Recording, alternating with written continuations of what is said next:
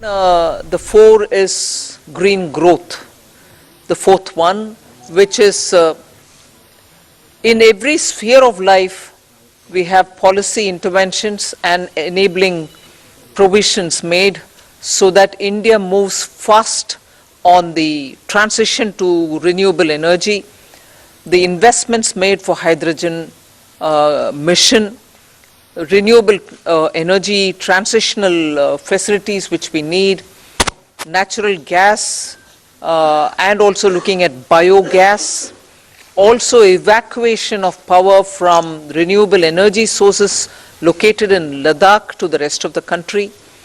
So those are 4 highlights which I'd like you to go back to see the scale in which we are approaching these issues and the impact that it will have on large sections of India's population. Then, of course, I gave 7 priorities, which began with talking about inclusive growth, investments in infrastructure, also reaching the last mile so that those who are still left without a house or a sanitary facility or a road which is reaching them, and so on. So the last mile, reaching the last mile for those who desperately need that kind of a link are all being covered. Then we are also looking at a very futuristic fintech financial sector for which we have brought in some specific ideas. We are looking at also improving the industrialization of this country where people will be trained for Industrial Revolution 4.0, which means they're going to be trained for AI, IoT, using Web3 in other words. So training manpower to ready themselves for industries which are rapidly becoming industrialized in the Web3 context. Then digital economy, unleashing the digital power of India in various walks of life, setting up an artificial intelligence research center, center for excellence. So all these are in part A. There's a lot of increase in the agriculture credit availability, 20 lakhs being made available for agriculture credit. Also a sub-scheme under the PM Matsya Sampada Yojana, making sure that people living in the coastal areas are going to benefit from it, fishermen are going to benefit from it. Now, if largely the part A has looked at these, part B has aimed at rationalizing the customs duties, also making sure personal income tax, after a very long time, has had substantial changes which will benefit the middle class. And also because this country has been waiting for direct taxation to be simplified, also waiting for direct taxation to be a lot more easy in compliance, and therefore the new taxation regime that we brought in for direct taxation 2-3 years ago has now got greater incentives, greater attraction, so that people can unhesitatingly move from the old to the new. Of course, we are not compelling anybody. Those who want to remain in old can still remain there for enough justifications that they can have.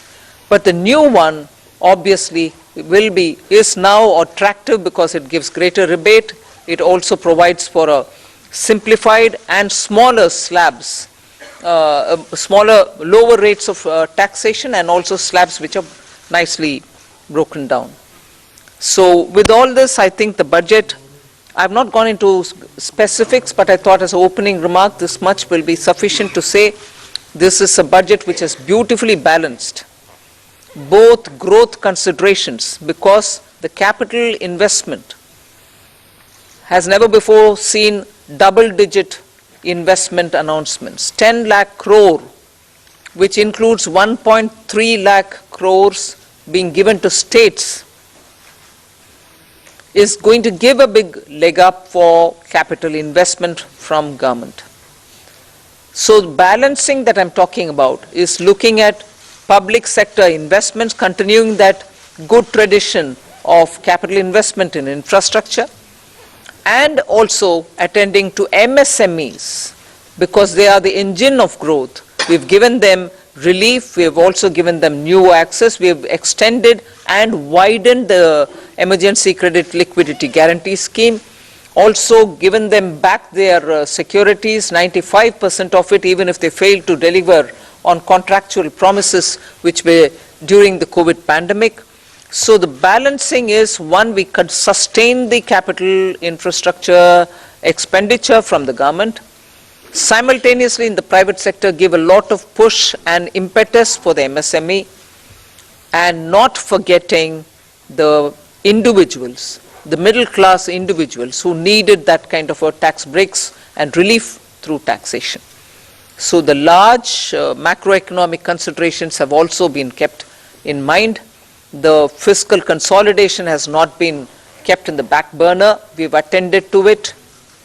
We are respecting the glide path we gave ourselves 2 budgets ago.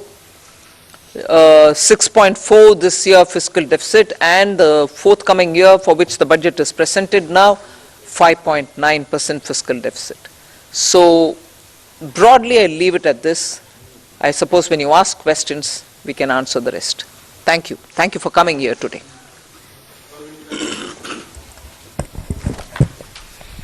Good afternoon, ma'am. Good afternoon, ma'am. Shishir here from Hindu Business Line.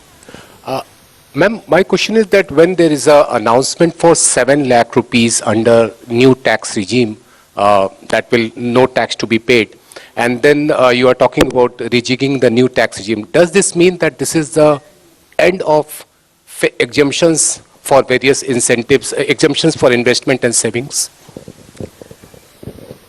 Well, I've already addressed this, I think. We want to make the new tax regime, which is without exemptions, attractive enough for people to think that this will be the best option for them because it gives them better rates. It doesn't also make the compliance a burdensome exercise. If rates are so low, you're going to benefit net by paying lesser tax. Even those exemptions that you would have otherwise gained from would have resulted in probably net amount being the same. So we made